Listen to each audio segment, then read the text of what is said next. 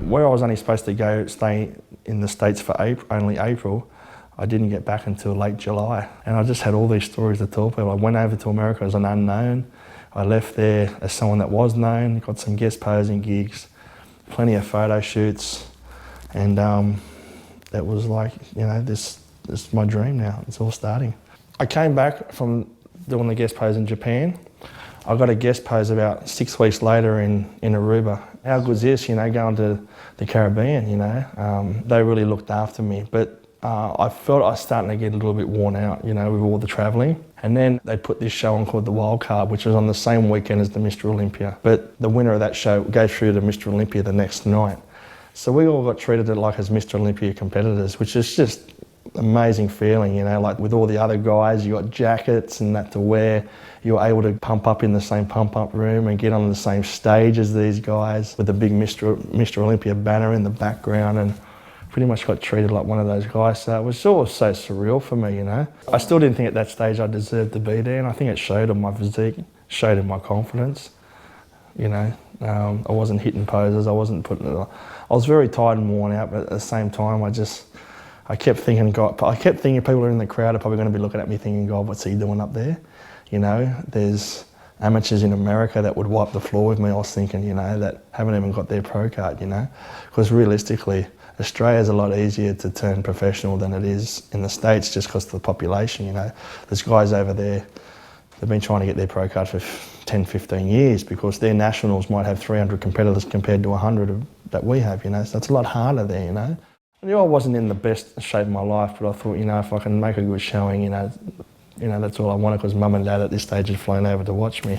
I think my body was just so spent at that stage. It was the 4th show I'd done that year when I'd actually planned on not competing that year, and flown, you know, done so many miles and so much dieting, and I just think the body just hadn't had enough at that stage.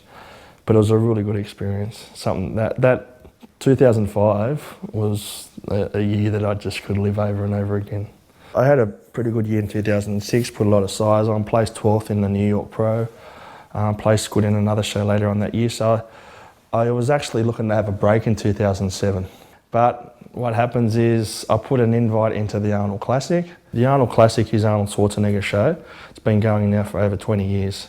And it's the second biggest show in the world, probably the biggest expo of any bodybuilding show in the world. It's just a huge event. There's 15 competitors every year that get selected to go into that show out of maybe, I don't know, 100 entries at least. And Arnold's good that way, that he just doesn't select the American guys, he actually throws a few foreigners in there. So when I saw my name on the internet, you know, I couldn't help but just burst into tears, you know. And I remember Tony Doherty ringing me saying, you know, this is huge, you know, like you're getting an invite for the Arnold. A lot of people who even compete in the Olympia don't get this chance, you know. And I knew my body was saying I need time out, but how can you turn that down? You can't. So I flew over to the States and I got a virus straight away. When I got there in winter, I got the flu really bad. I kept trying to train for it, ended up with pneumonia.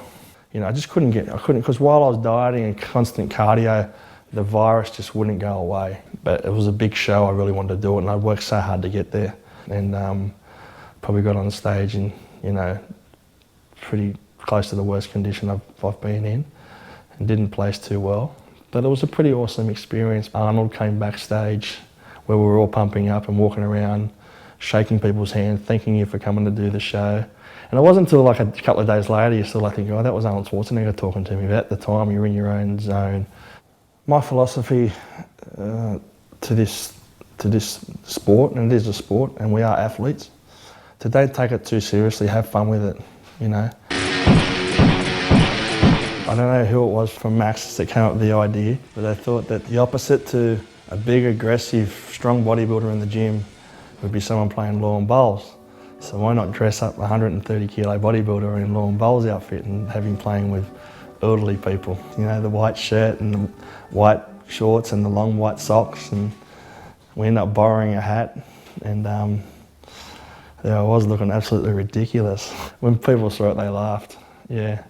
And you know, they said, oh, you look like an idiot, but in a funny way, you know. So yeah, it made people laugh, yeah. It was fun.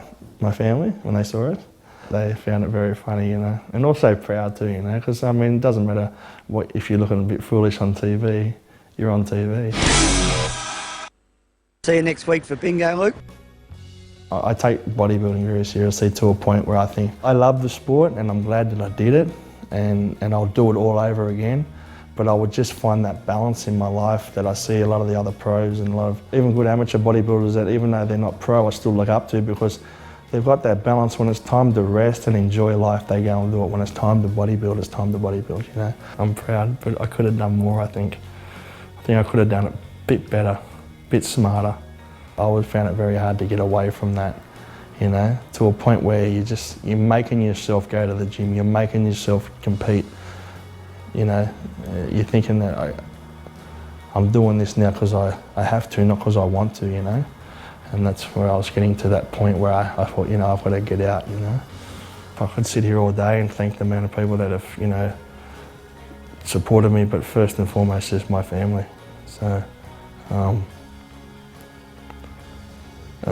my mum and dad, just always there, you know. My dad eventually came around, you know, but all I really wanted to do was show him that I was trying to do something good and to make him proud of me.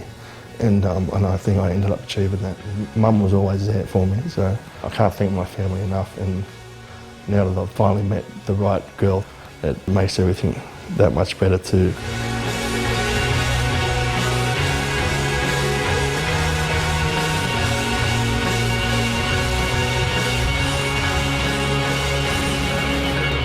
I'd like to pass along this because I want guys to sort of like learn from any mistakes that I made. Maybe if I can make it easier for them in some way.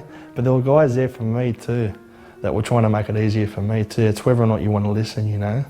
So, but I'll try and be there and pass it on to people that want to listen, you know. Whether they win, lose or draw doesn't matter to me. If they're prepared to listen, and you know, I love helping people, you know. And that doesn't have to, you know, be something that I make a lot of money out of, you know. The reward for me is having them listen to me, and then they're doing well from something that I've taught them. Yeah, thanks, Luke. He certainly does continue to give back to the sport, and I can personally say that's something he's always done throughout his spectacular career. A true champion and a great bloke. We can't thank him enough for sharing his story with us tonight. That's it for tonight's show, folks. Make sure you join us next week for another massive episode of Max's Muscle TV. Thanks for watching, and until then, see you in the gym. There's no cure for this!